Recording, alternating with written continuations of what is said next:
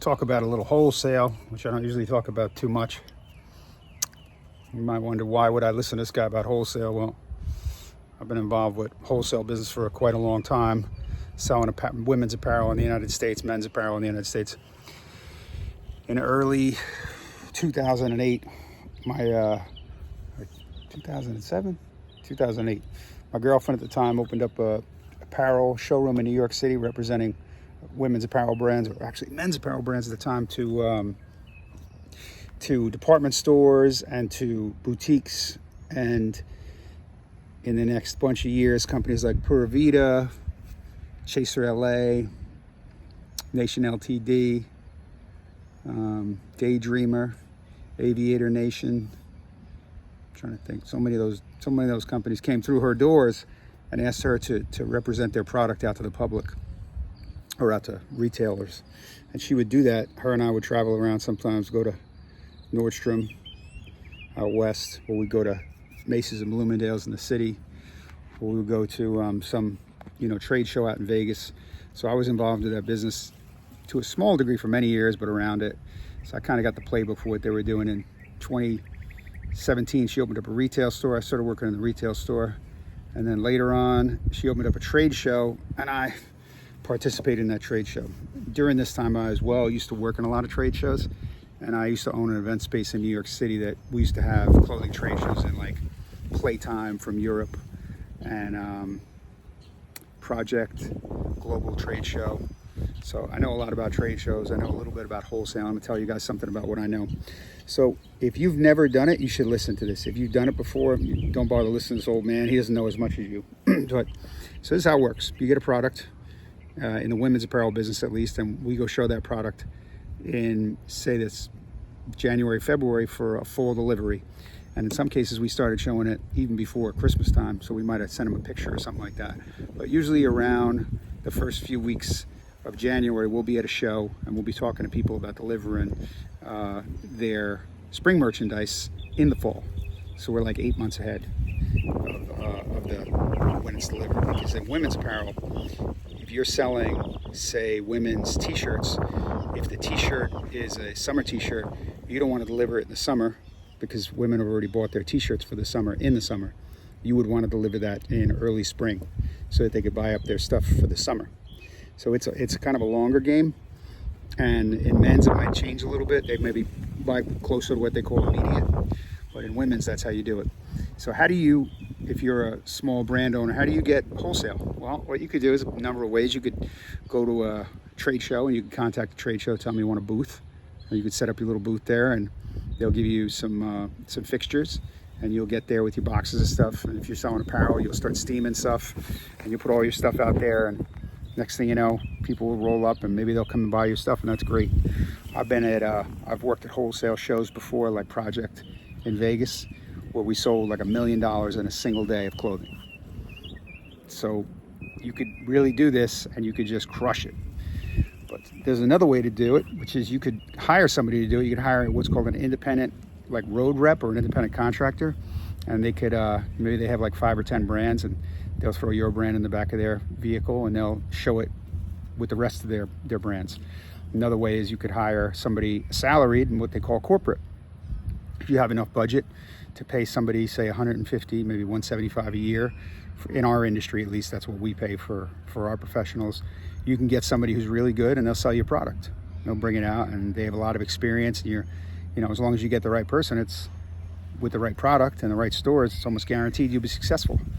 Well, nothing's guaranteed, but if you want to guarantee, you want to pay somebody a good amount of money who knows what they're doing, and you want to make a good strategy and a plan, and you want to give them good resources and a good product, and you'll end up in those stores. It takes time, but it's well worth it.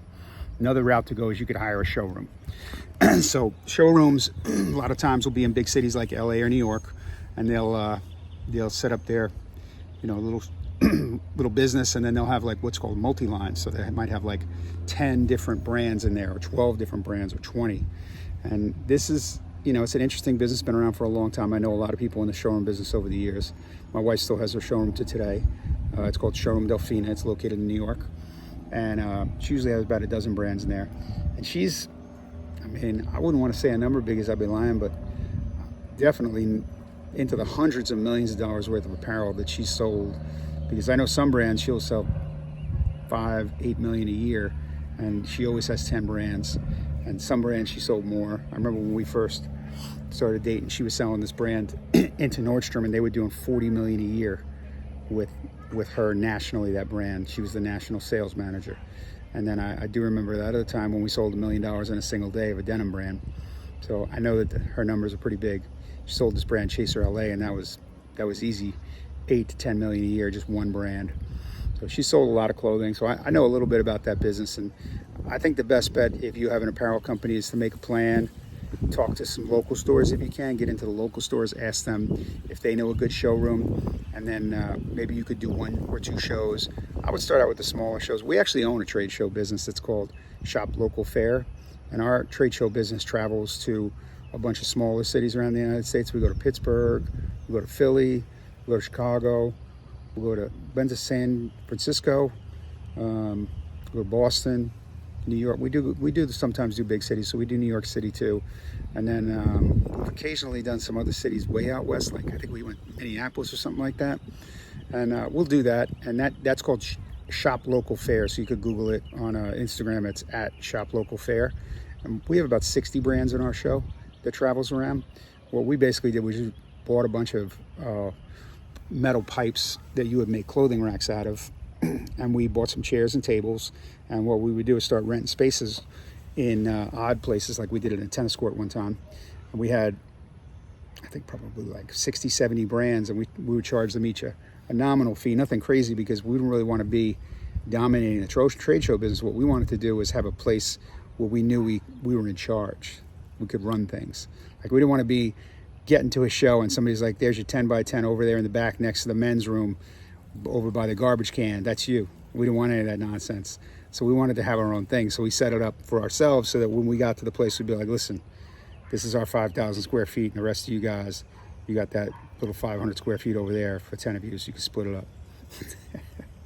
Now, when we do our show, we make sure it was good. But I'll tell you what, we did in a tennis court one time. I play a little tennis. I like tennis. So we took 4 tennis courts, I think. It was in Katona, New York. It was Club Fit or something like that. No, not Club Fit. Someplace. But it was really neat. They had blue tennis courts, bright lights. And all the next thing you know, we bring all these people in from tri-state area, all these people from Manhattan. And they're like in this 60, 70,000 square foot building with these bright lights. And I'm over there like hitting tennis balls around, having a good time. And they were busting their ass working and stuff. But I actually busted my ass in the beginning too, because I'm the one who carried almost every single article of fixture, chair, table, whatever. I did it with me and another guy. And it was, there was a lot of people there. There was a lot of stuff there. There was 500-600 feet of linear pipe in that place to hold up racks. There was, 40 tables and over 100 chairs. And then we had to go through a revolving door. Everything went through one revolving door because it's pressurized air bubble. So you can't just open up the emergency exit, starts walking in. Actually, we did open up the emergency exit, come to think of it. So at the end of the day, my wife was in a hurry, and she goes, why don't we just go through that door? It says push. So we walked over the door. I said, I don't know if that's a good idea, babe. I think it's kind of crazy. So she opened the door under pressure, and her little friends, she had like these 5-6 girls who are not that tall, not that big, but they're wearing big, bulky coats, got picked up by this air and almost blown out the door. And I had like a table or something like that with me, and I'm getting kicked out of the door. So it was kind of crazy. We had a good time. But that business has been going on for about 4 years now. A very interesting business. I think one day we're going to sell it to somebody who wants to take over like a regional trade show business, because we do it maybe 5, 6, 7 times a year in each market. That's what they call it. And what it does is it saves these brands the trouble of doing road shows. And I don't want to lie and say, I know the number, but I know there's a couple brands, like the brand that I work for does almost 30-something million this year, and we're in that show, and then we're not the biggest brand. So I definitely think there's some brands in there that might be doing 50, 60 million a year, and we have 50, 60 brands. We have one brand that I definitely know is doing easy 35, 40 million. So I would say just with those 2 brands, we're almost hitting 100. And a lot of commerce is done at that event. I really like it. It's kind of a dying place, but okay. So anyway, this is the reason of the whole video. I'm put up on my website place for you all to come together and find wholesale people that I know. Now, I am only experienced in the women's contemporary market and slightly in the men's market, men's apparel. So what I'm going to do is I'm going to put up on my website a form, and if you want to get contacted by a showroom, you just put in the information. It's going to ask, like, what's your website, what do you sell, what's your geographic markets. It's going to ask, you know, what are your annual sales, stuff like that, or maybe your projected annual sales, maybe not your annual sales. But it's going to ask quite a few questions, and then it's going to ask you, do you have the ability to be on EDI compliance, which is a big one for the department stores. So it's going to ask a lot of different questions like that, so that we can place you at a showroom that would be beneficial to you and beneficial to the showroom. So that's going to be up on my website. And if you want to go to DTC MKG, and it'll be on one of the tabs, it'll say wholesale resources. By the way, keep an eye on the website. I got a lot of new things dropping in the next few days. My engineer's been working overtime on this stuff. Should be really fun. Thank you.